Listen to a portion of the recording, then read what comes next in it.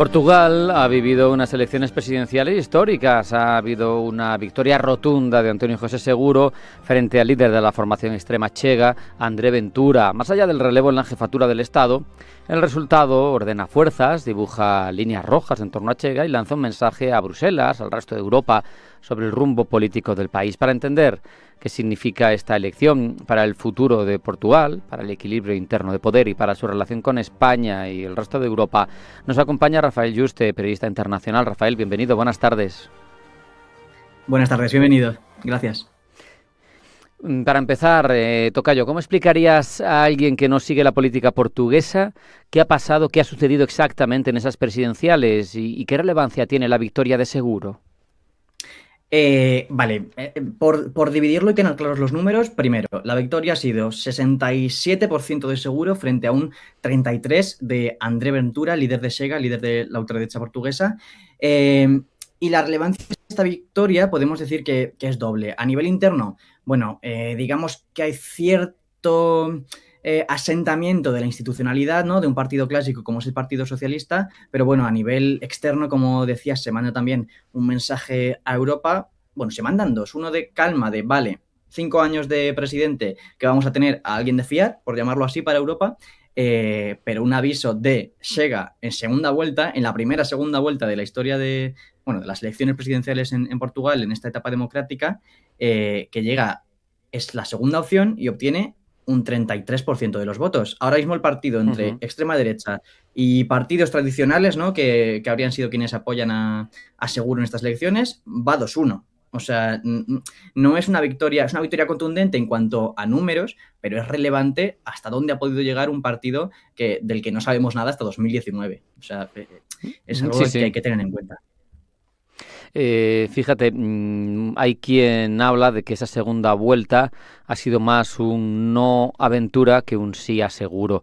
¿Ha sido un cordón sanitario de facto contra Chega o ha sido algo más difuso, más transversal? A ver, sí que lo podemos denominar de facto como cordón sanitario, porque al final, sí que hubo manifestaciones de apoyo desde otros partidos, no tanto en este centro-izquierda donde se encuentra Seguro, en el que, pues se mostraron favorables a él, sobre todo por eso, por no apoyar a Chega y por evitar una presidencia de Portugal de Chega. Luego, podemos poner algunos ejemplos. También recibió Seguro apoyo del bloco de izquierda, de los ecologistas, y por tanto sí que podemos hablar de una estructura de cordón sanitario. Aún así, hay que recordar que estas son las elecciones presidenciales, pero que en el Parlamento el presidente que sale de ese Parlamento es Luís Montenegro, más de centro-derecha, que tiene que cohabitar con Chega. Claro, justamente eso es lo que te iba a preguntar, que Seguro es un socialista teóricamente moderado, de perfil bajo, con fama de hombre de consensos, pero claro, al final Montenegro, que es derecha, está gobernando, Chega es segunda fuerza. ¿Qué cohabitación esperas tú?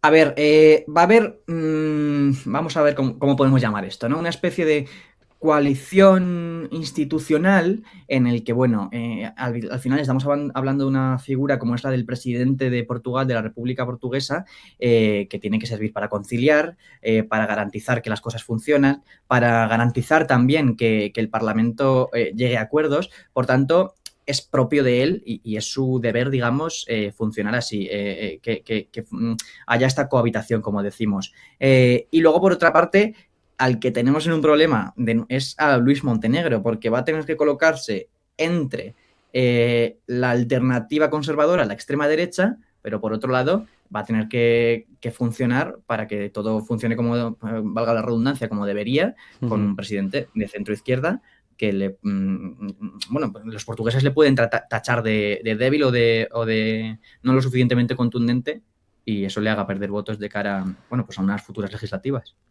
Claro, hay que entender que el jefe del Estado, por ejemplo, en España tiene unas funciones muy limitadas, pero el presidente de Portugal es algo menos simbólico, algo más práctico. Puede disolver el Parlamento, vetar leyes, enviar textos al Constitucional. Claro. Al final, no necesariamente tiene que invadir el terreno del gobierno, pero sí que puede influir más en la agenda política, ¿no? Seguro. Claro, no es una mera figura tampoco el presidente de Portugal representativa, institucional y ya está, ¿no? Tenemos ejemplos como el de 2021 en el que, 2022, que no salen los presupuestos adelante y entonces el que era presidente disuelve las Cortes y se convocan elecciones. Entonces, hay poder, eso es un extremo, pero bueno, también tenemos esta fiscalización más constitucional, ¿no? En la que el presidente puede enviar al Tribunal Constitucional la legislación, quizás él vaya a tirar un poco más por aquella que roce los límites en derechos fundamentales, un cierto árbitro de la legalidad, ¿no? Y luego, por otra parte, pues puede ejercer un veto político, también muy quirúrgicamente, pero bueno, si hay cuestiones que erosionen derechos sociales, que desregulen en exceso el mercado laboral, que eso es una cuestión que seguro tendrá que afrontar, que es firmar esa reforma laboral, y ese tipo de cosas, pues quizás pueda frenar algo o pueda ejercer cierta influencia para que las cosas vayan para un lado o para otro. En un escenario, Rafael, de cohabitación de partidos de distinto signo, como estamos dibujando, ¿cabe esperar algún efecto en la relación bilateral con nuestro país en cuestiones que pueden ser relevantes compartidas? Me refiero a energía, infraestructura. Sabemos lo que pasó con el gran apagón en España, cómo afectó a Portugal, gestiones de fronteras, no lo sé. Hay una cosa aquí que yo creo, en mi opinión personal, que va a hacer que todos nos demos cuenta de lo que está pasando, y es que hace unos años, hasta la marcha de Antonio Costa, teníamos una imagen más o menos habitual, que era nuestro actual presidente y también entonces Pedro Sánchez, el español, con Antonio Costa, de ideologías similares, de partidos similares, que mantenían hasta una relación incluso de amistad, y eso favorecía mucho las relaciones entre España y Portugal. Llevábamos un tiempo sin ese tipo de imágenes y puede que ahora, aunque no con esa complicidad tan fuerte, la veamos entre Seguro y Sánchez de nuevo, es decir, entre España y Portugal. ¿Aquí qué podemos ver? Bueno, pues lo primero, que la península ibérica, España y Portugal, actúen de manera más unificada, pues en instituciones como puede ser el Consejo Europeo, aunque aquí hay un apunte: quien se va a sentar en el Consejo Europeo, es decir, en la institución de la UE, donde se reúnen los jefes de Estado y de Gobierno, depende del país, va a ser Luis Montenegro, o sea que ahí seguimos teniendo un conservador. Por tanto, no va a ser, por ejemplo, en cuestiones como la inmigración, ahí seguiremos viendo choques, en cuestiones como, no sé, ¿qué te puedo decir? Cuestiones migratorias, de nuevo, va a ser uno de los temas que más choque entre España y Portugal, pero bueno, esos siempre son decisiones que se toman también a nivel europeo, y siendo seguro alguien que no se sienta en el Consejo, pues tampoco veremos mucha influencia, aunque entre eso, España y Portugal, yo creo que va a haber mejoras, al menos simbólicas, y que eso nos lleve a algún sitio. Has introducido en la conversación Europa y precisamente si volvemos a cuál fue el duelo por esa presidencia, tenemos casos en Europa: Francia, Italia, Hungría, Eslovaquia, con formaciones extremas que o están en el gobierno o están cerca de lograrlo. ¿Hasta qué punto crees tú que el caso portugués encaja con esa tendencia de grandes duelos que se está viviendo en Europa, de candidatos más del establishment, más de sistema y opciones populistas de la derecha? A ver, sí, es evidente. Tenemos el caso, por ejemplo, yo creo que el más similar a este es el de Macron versus Le Pen, que probablemente no sea Le Pen, pero bueno, institucional versus extrema derecha, que pasa en Francia. A ver, en Portugal sí que hay unos elementos concretos que lo hacen más llamativo el auge de la extrema derecha, y uno de ellos es uno fundacional de su democracia, de su constitución del 76, y es que estamos hablando del país de la revolución de los claveles, que si por algo se define su sistema democrático es por haber frenado ese autoritarismo. Y bueno, esto puede explicar también este cordón sanitario del que hablábamos antes. ¿Qué es otra cosa que diferencia, por ejemplo, con el caso de Francia? Y es que el Frente Nacional francés es un partido más o menos histórico en el país, en la democracia del país, pero es que Sega se fundó en 2019. Claro. Estamos en menos de 7 años que han pasado de tener un diputado, uno, a tener a André Ventura pasando esta segunda vuelta insólita de las elecciones y postulándose para primer ministro y para ser un aliado más, pues, de un bloque que en el Parlamento Europeo es una fuerza en auge, como es Patriotas por Europa en español, y bueno, es lo llamativo de esto, que Portugal puede ser un nuevo nicho para la extrema derecha europea, como quizás se convierta Francia, quizás, bueno, hayamos visto en estas elecciones el inicio de algo, pero bueno, todo esto está por ver, evidentemente.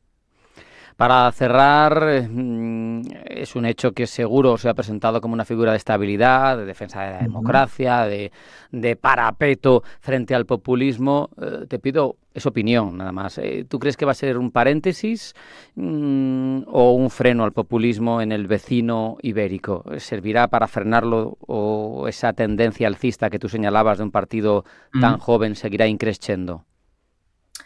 Todo depende de cómo actúe la clase política portuguesa a partir de ahora. Es decir, si Seguro, en su posición como árbitro, consigue que legislaciones que afecten a la vida de la gente de manera positiva vayan adelante. Estoy hablando de cuestiones como vivienda, como la inflación, como salarios. Si consigue actuar junto al gobierno, conservadores tradicionales, para que esas cosas funcionen y la gente vea una utilidad en la política, puede que hayamos estado en estas elecciones presidenciales ante el tope de Chega.